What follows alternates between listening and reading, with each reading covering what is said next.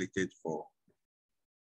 So normally I share it with people as to how they should look at some of these things.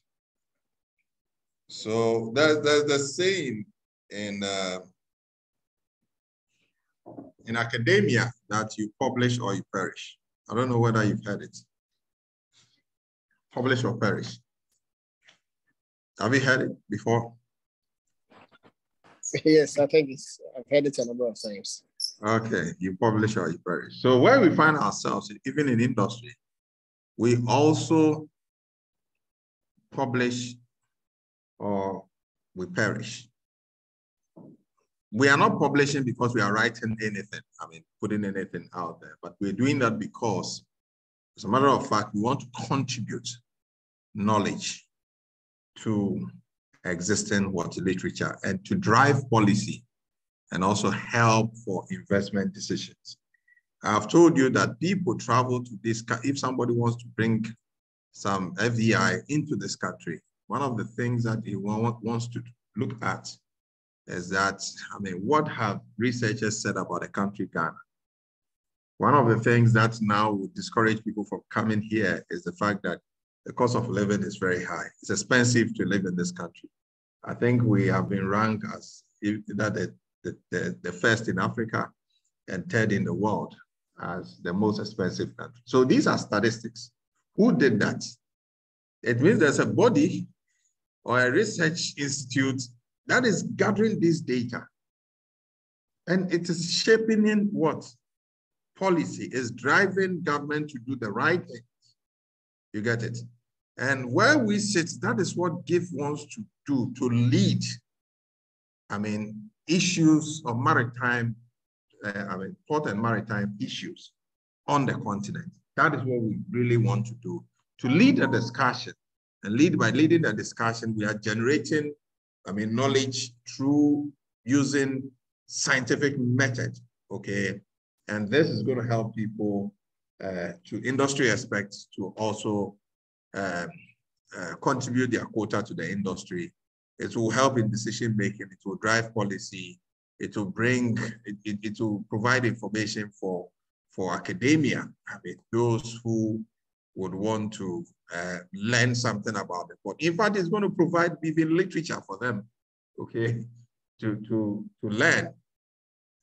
If they want to learn about the port, then there's something that has been said about the port. So you publish or you perish. Now, this should have been done when we go there, but I decided to do it here because I don't want us to go there and then we are now preparing for publication. One of the things that we need to look at is this, that why publish? Why publish? And now I'm glad that you are seeing some of these papers and you are being motivated to also be seen to be publishing. Let me give you a typical example. How would you feel, Aponza or Paulina or Romeo, that you go online, they Google your name, and then there's a paper published by you? How would you feel? How will you feel? Hello? Right? Yeah. Yesterday, I went and spoke on a topic, what I did here, critical thinking, but I took it to the next level because these were doctors and professors and all that. I was there when they were reading my profile. And the person who introduced me had Googled me. And the things he said, not knowing the papers that I have written, they've said so many things about it. And as you sit and you hear that, they are just reading they are just describing who you are. You understand? From every breath. It's something that is comforting and satisfying. Okay? It makes you think that you are also contributing.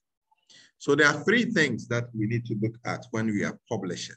Okay? We are saying that this answer can be found in the significance of any study. Any study that is done, if you do research, there's a part where it talks about what significance of the study. At the degree and master's level is significance of the study. At the PhD level, there's a significance of the study, and then there's the motivation of the study, right? PhD, you have to get a motivation somewhere. I mean, it's to do it, because people think it's permanent, I mean, head what? Damage, okay? That is PhD, permanent head damage. So you might be going somewhere else. People don't know where you, in fact, they are proved to show that people have done PhD and they've had brain hemorrhage, right? Some people have gone that is the stress. People have gone to that extent, but ordinarily it shouldn't be so, because it's not the highest level, as it were, in stretching the brain. The brain has so much capacity to do so many things, but it turns out that people find themselves in that arena. So we are saying that we publish because we want to solve a specific problem in the area of study, right? So what we are doing now for, say we do demurrage. There's something that's about demurrage that, I mean, is pissing us off, or we think that we need to address, okay? It is becoming a canker. Something about the shipping lines, we think that is not right. So we want an empirical way. We don't want to be suggestive. We want, I mean, a scientific way to solve that problem. Now, the other thing is to guide policy formulation, okay? Policy formulation. And these policies we see today, I mean, HR policies, I mean, SOPs, they are all based on research. Somebody wrote a paper and in his findings proposed what to be done. And that's why in research, I tell people, when you get to your recommendation, you are actually curing what? Somebody who is sick. So when you read somebody's recommendation and the person is telling a story, and I ask myself, no, what are you saying? You have diagnosed the person of cancer, all right, or malaria or fever, and you now want to what? Offer some specific what? Medication for the person. So the recommendation is actually something that you are using to solve the problem that was, was identified in the research. So, but people, when you read recommendation, you realize that it was not even worth it for the research to be done. So we say that it is in the findings and the recommendations that we get policies. All policies you see today was based on what? A certain, I mean, research or publication that was done. And people realize that it was scientifically conducted, so they can rely on it. Even if there's a margin of error, it will not be that much. And then more importantly, we are only building blocks of knowledge. So we research somewhere, and that's why when we do research as part of the convention, you need to indicate the limitation of your study. In other words, you sought to solve a problem, right? So to what extent did you answer that research question? You didn't answer it entirely. So you go to this stage and then you leave the gap. You make it known, you declare that this thing was not done. Now, the reason why we do that is to propose future studies for other people to also come and fill that gap. Do you get it? So it is very important. So for this, in fact, the third one is the most important, I mean, one, because then if there's no knowledge, how do we teach? How do we train people? So we build these blocks, and that is why research is very, very important. So we want to build some knowledge blocks, okay? We are starting in Ghana, build some knowledge base for the port and maritime industry. That now, I mean, university and institutions can now leverage on some of these things that we have done and use it to teach in the classrooms, right? So that is what we are doing. We are generating, I mean, that for industry. I don't know whether this is clear. Does it make sense? Does it? Yes, it does, though. So, okay, so we say that the essence of publishing, yeah, go ahead. No, please, let me chip in this before you continue. Yeah, so, please, Chip. With the limitations, can there be an article where there are no limitations? Or for instance, like I say, you should always make sure you notify in your paper there are some limitations or there are some things that you were not able to capture, which should leave a gap for someone else to also take advantage and write on. I want to know, could there be an article where we have captured everything or where everything has been captured, leaving no space for any limitations? Thank you. There's no one that I've ever discovered. What people do is that they think that when they indicate the limitation of the study, it makes the paper weak. So they decide not to do it, right? But no one has been able to answer research questions 100%. Let me give you a typical example. You write a proposal and set out to conduct research. In your mind, you would have said that you are looking at a sample size of maybe 1,000 people. You administered the questionnaire and you got 800. Romeo, do you get it?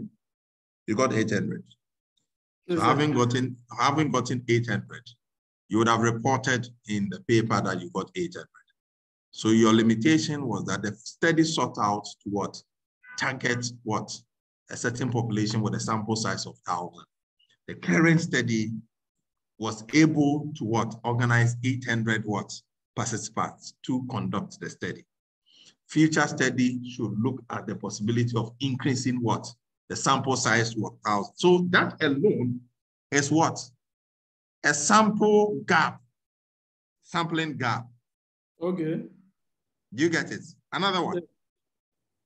You set out to do the research, okay? And then you said you were going to use, in fact, in previous literature, they have said that, okay, yeah, no, that's even a different one. You set out to do a research and you were looking at the relationship between the cost and time of doing business in the port, right? Okay. So you use, maybe regression analysis to do that. When you establish the relationship, you realize that the relationship was not significant. However, other studies, about 10 years ago, all the papers have said that there's a significant relationship between what? Time and cost of doing business.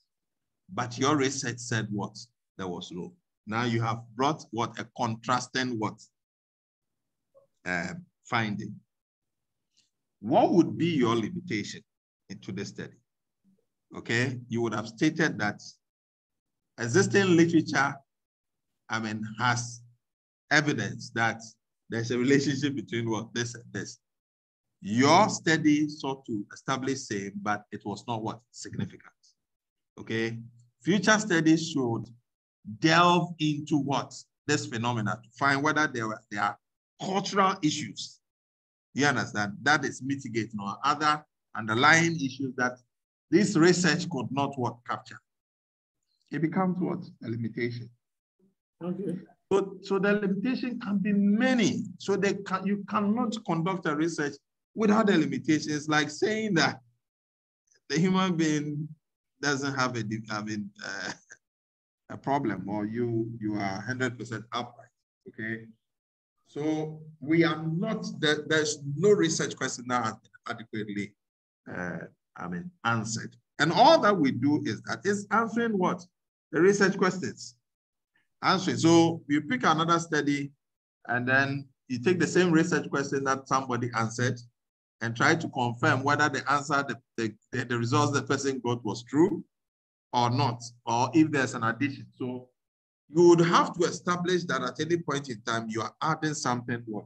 Little to what is what missing. And so that we would know that we are building what? The blocks of knowledge. That's very, very important. So we are here to build the blocks of what? Knowledge. Okay.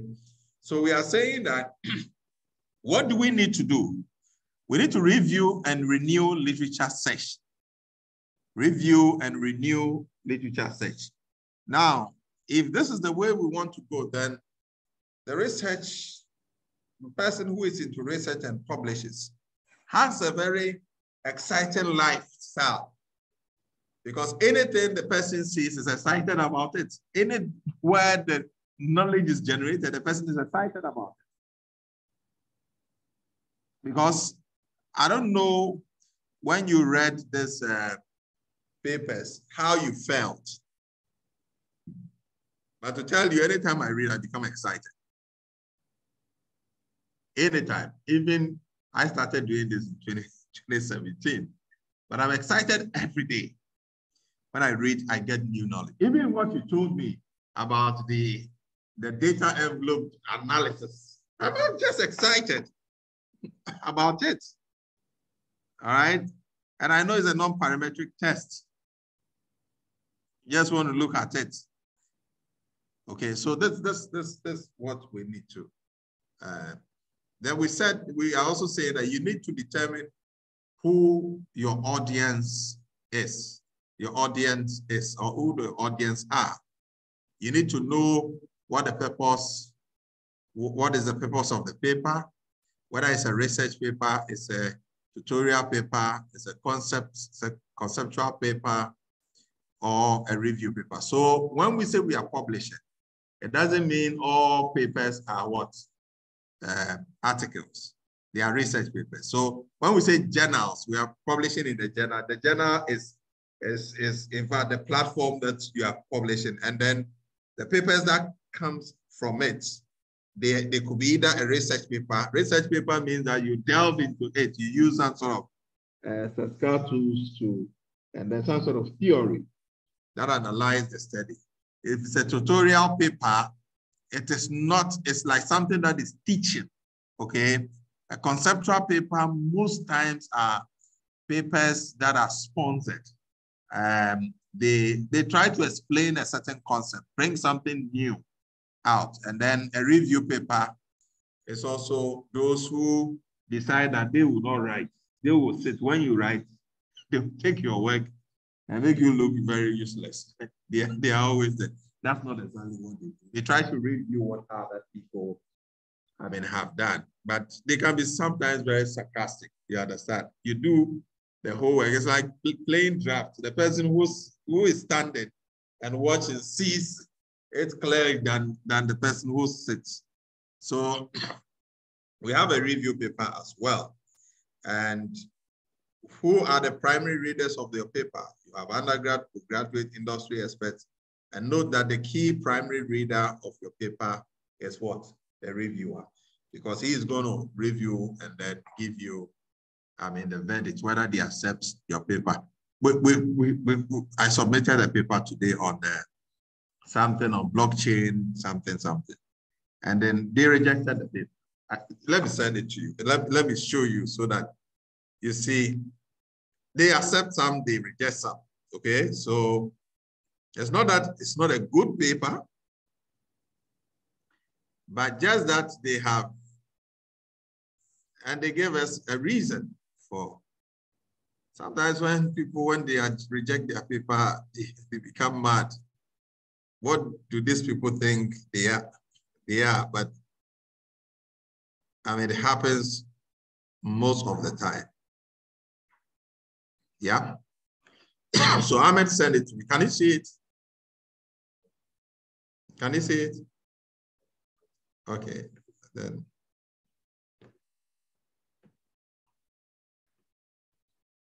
Can you see it? So TPRC said 2020 notification paper. Thank you for submitting your abstract, blockchain ready for terminal operations using distributed ledger. Each abstract was reviewed by a multiple program committee using a double-blinded review process.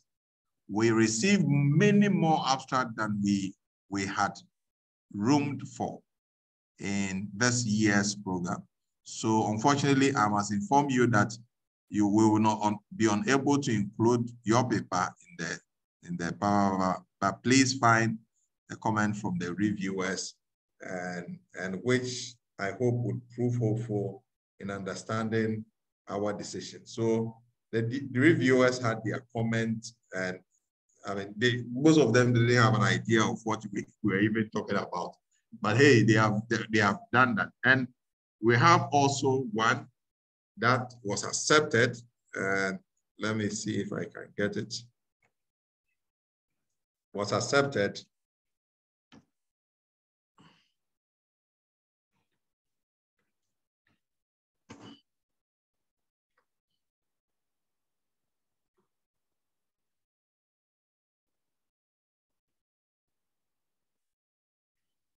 One that was accepted, let me see.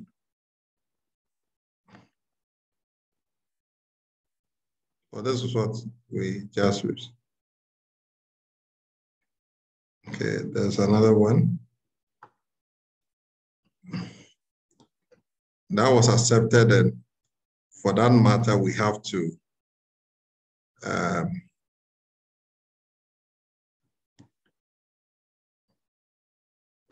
oh, let me see how something. Let me see.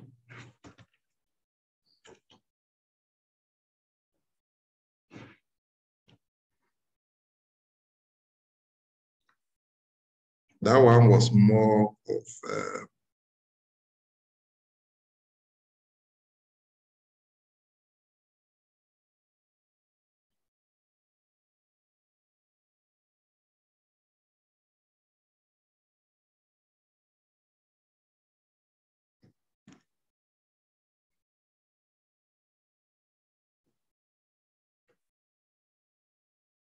okay, I think I've seen.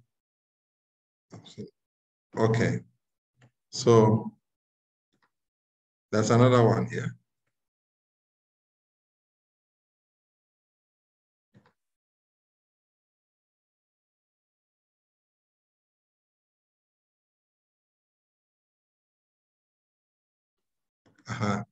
So we uploaded this, and the report that came was that they had accepted this paper. So it is TR, okay, something 50. So that is it. This one was accepted.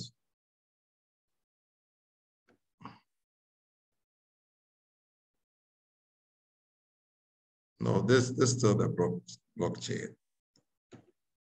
So there's one that we wrote that was also accepted. Yeah, it said assessing factors influence the adoption of technology in the port supply chain industry. A case study of integrated customs systems in Ghana. So this has been accepted, okay? This paper has been accepted. They've even asked us to, they gave us a congratulatory message and access to do one or two things with that. The access to do one or two things with that. Is it the second one? Okay, so it is my pleasure. So are you guys there? The same thing that somebody rejected said, it is my pleasure to inform you that your submission, blah, blah, blah, a case study, Ghana has been accepted to be presented during the main conference. This is in the US.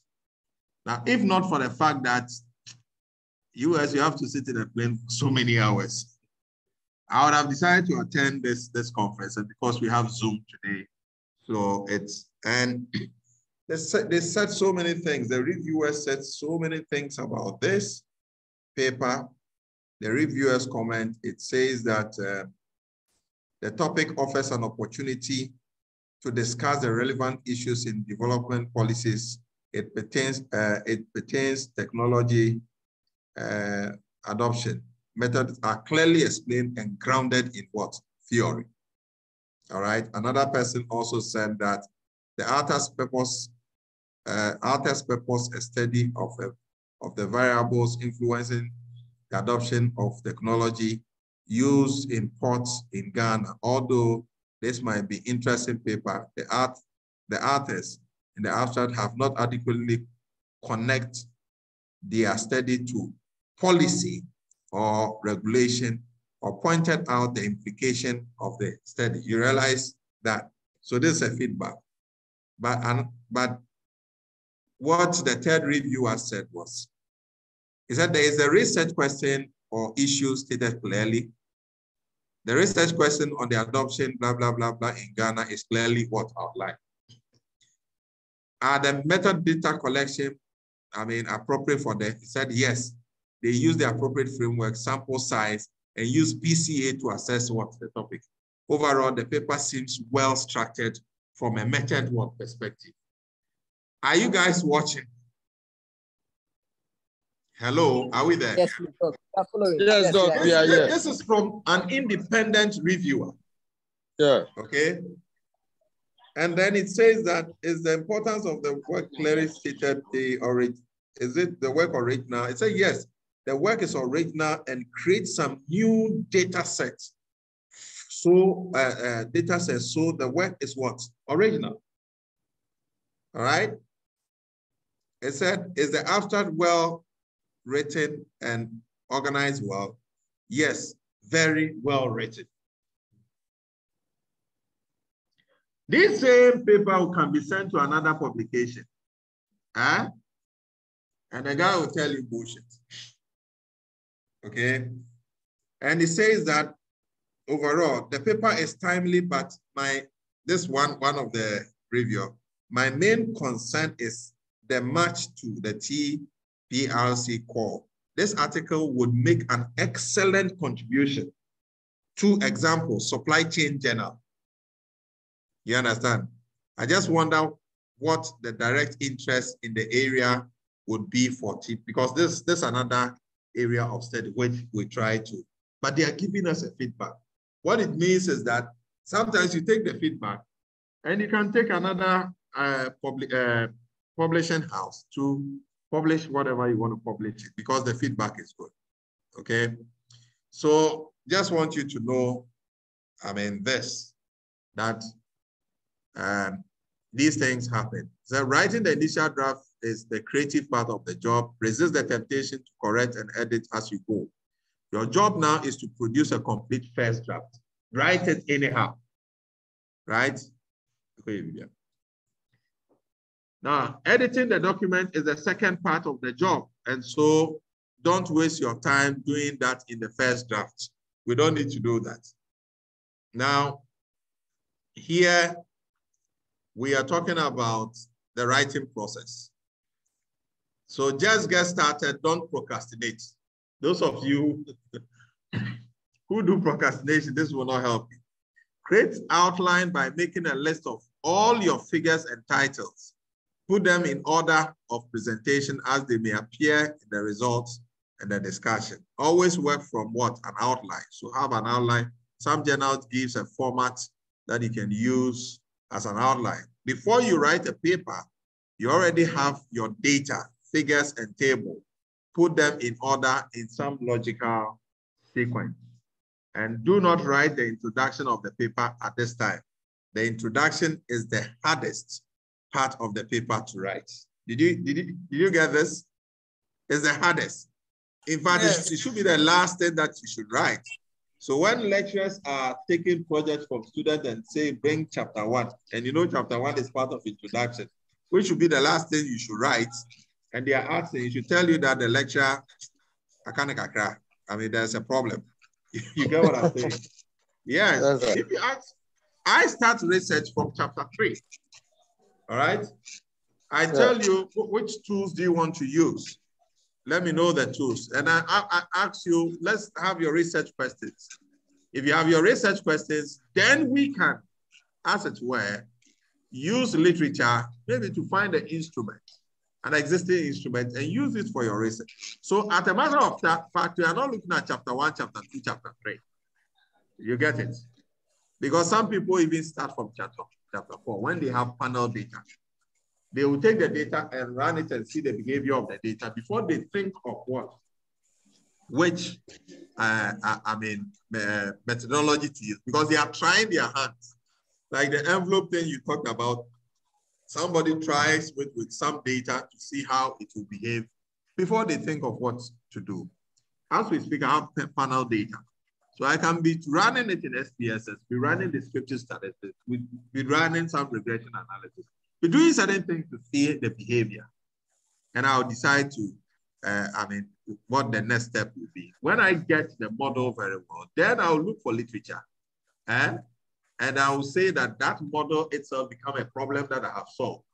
Okay, so I come up with my problem statement and I'm good. Permit me to interrupt a little. I mean, what you are saying, that you don't actually have to produce the introduction at the beginning. But all along, I mean, this is what we've been taught or know. Is it at the PhD level that you have the liberty to start from the methodology chapter 3? No. That should be the norm. That should be the norm. Hey, no, can you see no, what you be looking? We didn't know. Oh, Doc. No, I'm being frank with you. I'm being honest with you. They've made us crack our brains. Hey! and because of this issue, I couldn't finish. I couldn't even start a paper. Because I was told that I need to finish this. If I don't finish this, I can't do this. No, see the logic in this thing. You are, and that's why people don't finish their PhD. Some people are, if you don't 9 years, some people 10 years, they are not done. There's one guy who just finished 7 years, right?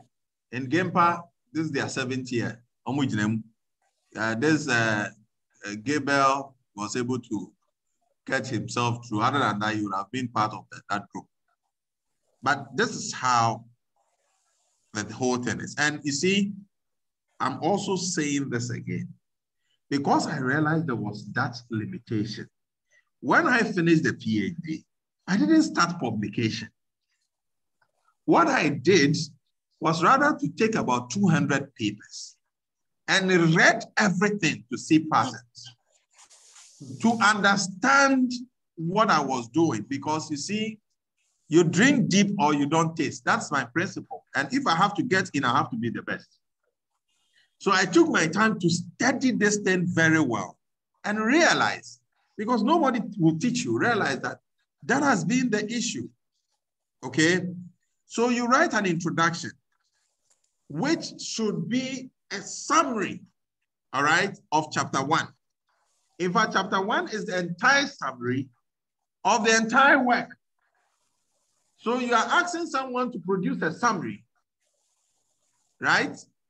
Which has not yet, been effected, but he should write it, and then it will be approved.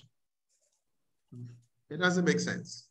Do you get it? Unless the person has finished the chapters already, and will be giving it to you chapter by chapter. Do you get it? Yes. It doesn't make sense. Because see, if I'm right, I write it. That is why we write proposals. You don't write chapter 1. You write a proposal. And the proposal is what is driving your study. It's asking you what to do and don't what to do. So originally, if anything, it's the chapter 2 you have to, do. Do you get it? But proposal has the problem statement in it. The proposal has the objectives in it, isn't it? It has the research questions. They have the hypothesis. So that is what is driving. So you realize that even your chapter 3 that you submit, you cannot write the chapter 3 in past tense. You know why? Because the data has not been analyzed already. But right now, do you know what we do? We write chapter 1 in past tense when it has not yet happened.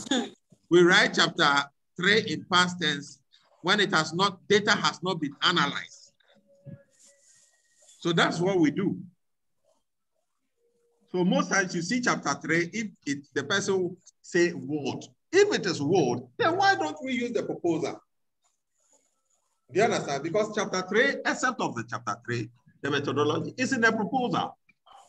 So once you are done, then that is it. So for my students who I teach, they will tell you, they came on the Zoom to defend their topic. So when they came, somebody said, the topic I chose, I said, change it.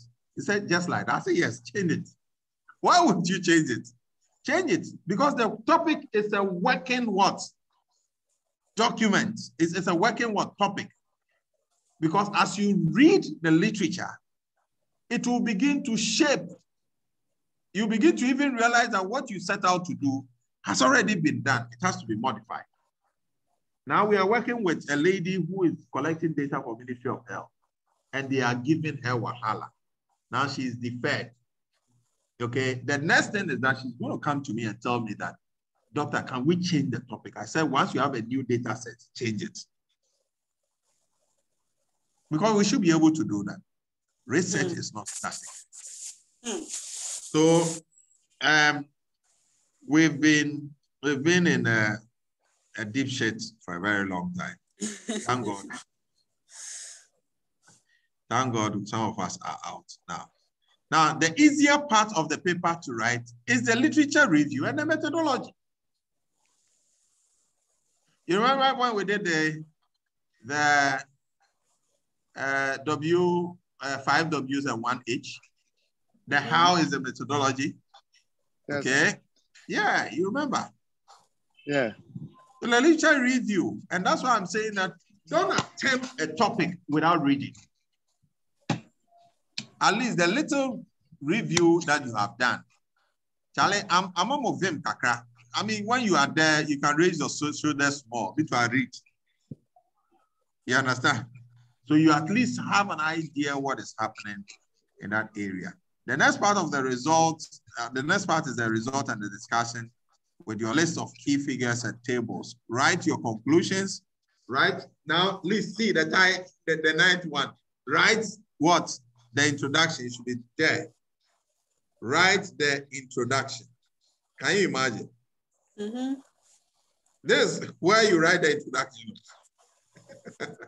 You are now writing the introduction. You see where it is. Why was the study done and the background information? Produce the references for the paper. So you see where you have to write the introduction. So if you are supervising anyone, if you are teaching and you are taking chapter 1 and chapter 2, you are committing suicide. Because if the chapter 1 is done, then it means that the project is done. Okay. So this some of the templates that some of the publications they provide. All right, and this is also, I'll give you the, what do you call it? This is the journal with their IS International Standard Serial Number.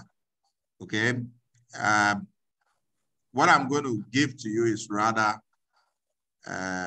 what do you call it?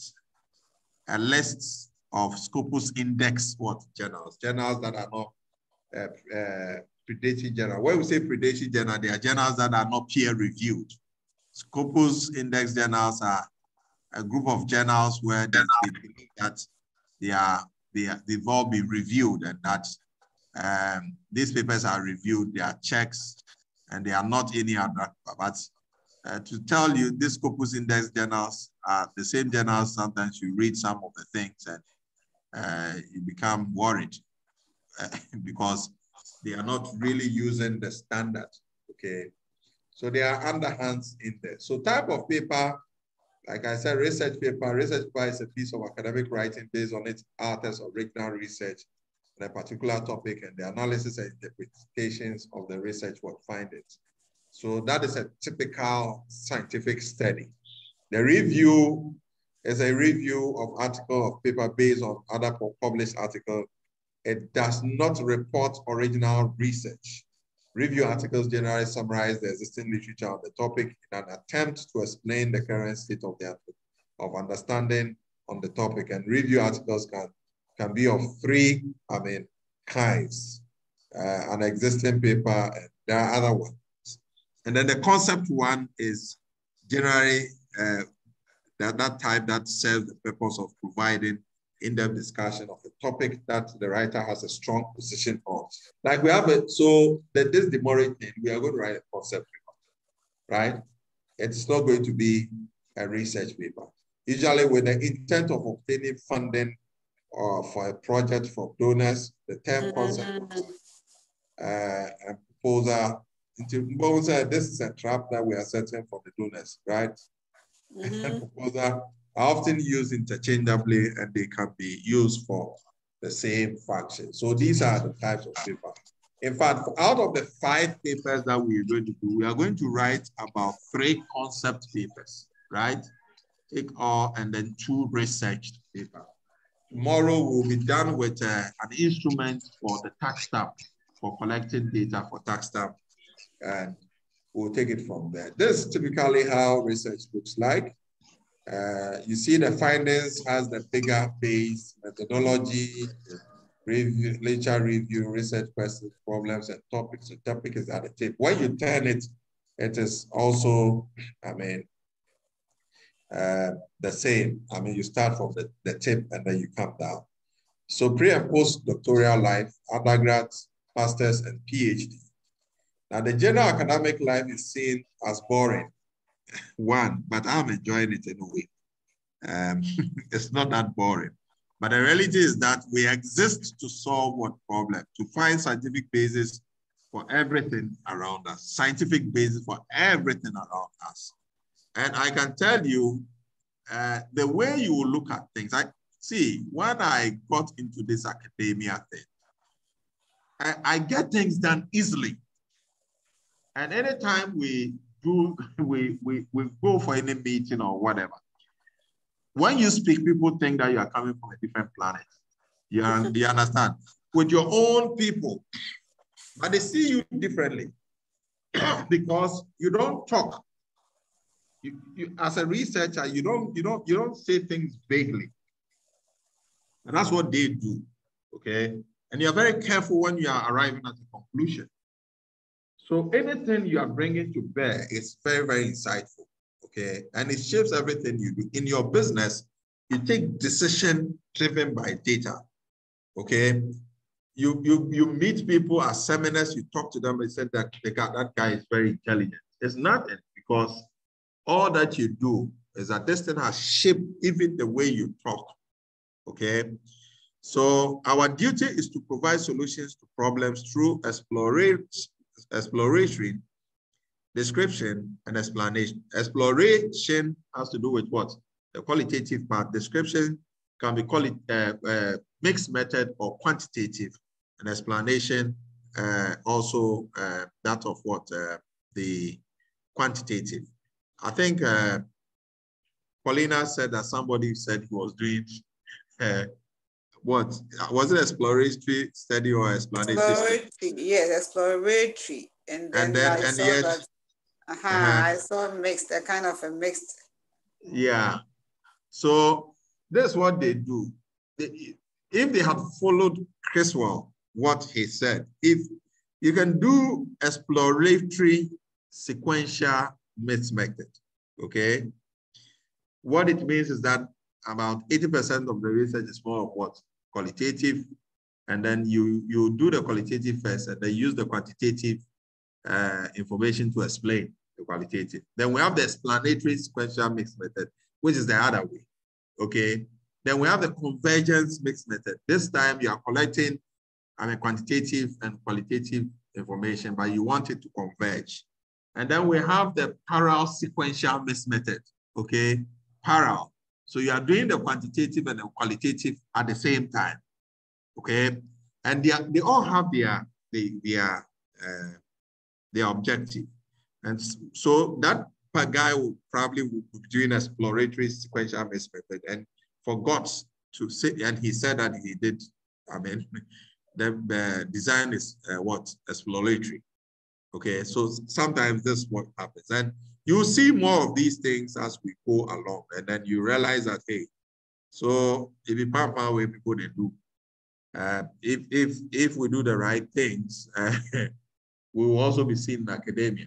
Okay, people will see. And with these basic things, I can tell you guys sit on the panel of maybe degree and masters, and then you can drill people. I can tell you, you can with these basics, because people haven't taken their pains, the pains or the time to do that. Now, we say that at the degree level and master's level, one is required to be critical and analytical thinker, yeah. But it said at the PhD level, you are seen as an expert in your area of study. Now, degree, listen, you need to be analytical in thinking. The reason is that degree answers the question what at the degree level. What is this? What is this? And those are the questions that they ask you.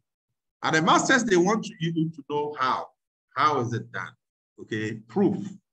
And at the PhD, when we have done it, when we have answered what and why, how, now they are asking you to explain why it is so. You see, that's where the craziness comes in. Somebody has done something that he has to do, but you have to explain, why. And that's how it is graduated. My perception is that the master's level, the journey between the master's and PhD shouldn't have been that, that homogeneous, but because we don't do our project work at the degree, okay, the masters become a Herculean work task, and the PhD becomes even crazy. But if the transition is done very well, this is what really happens. Another way of illustrating this is what you see. So we are saying that academia, we do so many things in academia, but that is translated towards industry. So the people you see there come to industry, and that's what has generated what the robot you are seeing. It is what was written, what was researched. And that is why research is very important, okay? And without that, so you look at the fact that what GIF is doing now, it is a serious milestone in the history of this country, okay? That the freight forwarders have taken the pains to generate knowledge. What we are going to do is to generate what? Knowledge. Because if we go to Bimbilla and do a survey there and we collect the data and then we share the findings, we are generating what? Knowledge.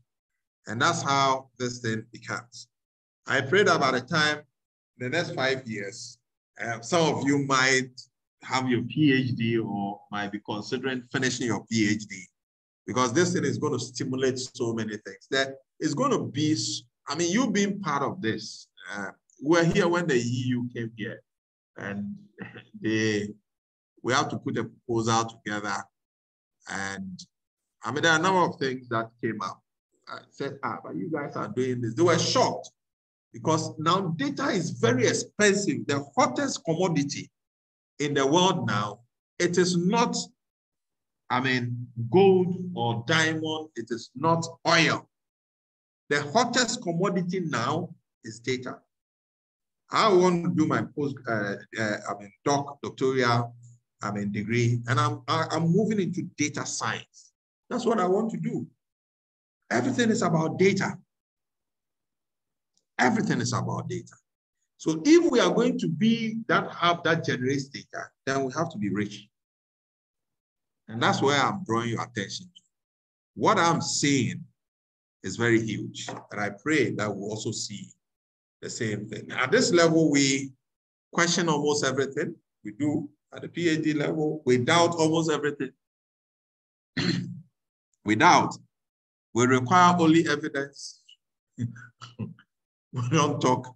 We require discipline to succeed. We need to publish at least a paper in a year. And this should be even at the master's level. We need to attend at least one conference in a year. We are going to organize our own conferences here. So, and our promotion on academic ladder will depend on the number of publication and number of papers presented at conference. Guys, let me tell you one secret. Whatever I'm taking you through is the PhD standard that we are going through now. That is what you should know. So you will be already prepared to take that mantle if you want to go there.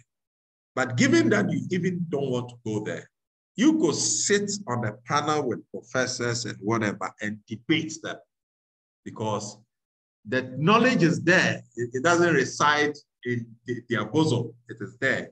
And once you know it, you're good to go. That is a new lifestyle. It's an honorable lifestyle. You are not restricted to any place you want to travel to. The interesting thing is that the PhD, you know, when I was growing up, when I got to I wanted to do a degree. I had a scholarship somewhere outside the country. They denied me US visa 3 times. Now I have a PhD and then I'm invited to a conference in US. I say I won't go. Can you imagine? Can you imagine? All right. I went to Italy for a conference and I got there, there was a letter, a covering letter. They saw that we were going to the conference. They said, guys, go and come tomorrow for you. That's what they told us, myself and my prof. Go and come tomorrow for you. Whilst people were there, they had queued. But when they realized that, they said, oh, there's one Dr. Boyson, and then can you call them to come in? We are not supposed to join the queue, right? So the respect, dignity, and the fame that comes with this level, especially, cannot be quantified. It cannot. It cannot. Yesterday, like this, I was blown away that these people, seeing me as a superhuman being because of some supposedly degree. And you are also seen as society as elite. In fact, in the PhD, when they are getting you in, and I'm saying that this should also happen at the master's level. When they are getting you in, they say that welcome to the elite in society. That's how they call you. And you can hold any higher. Those who have political career, you can use this.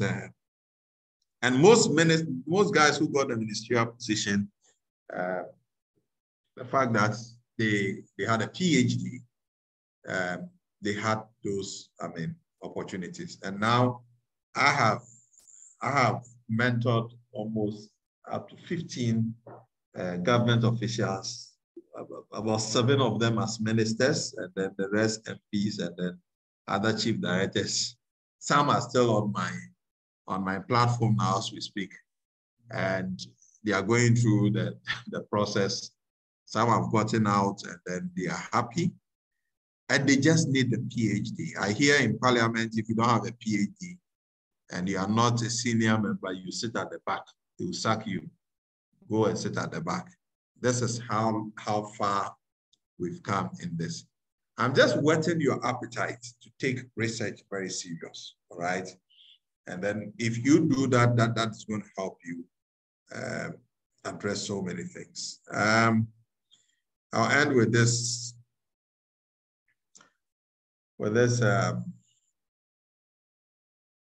Quote. It said, reading maketh a man fool. Conference, a ready man. And writing, an exact man. I don't know where you want to go.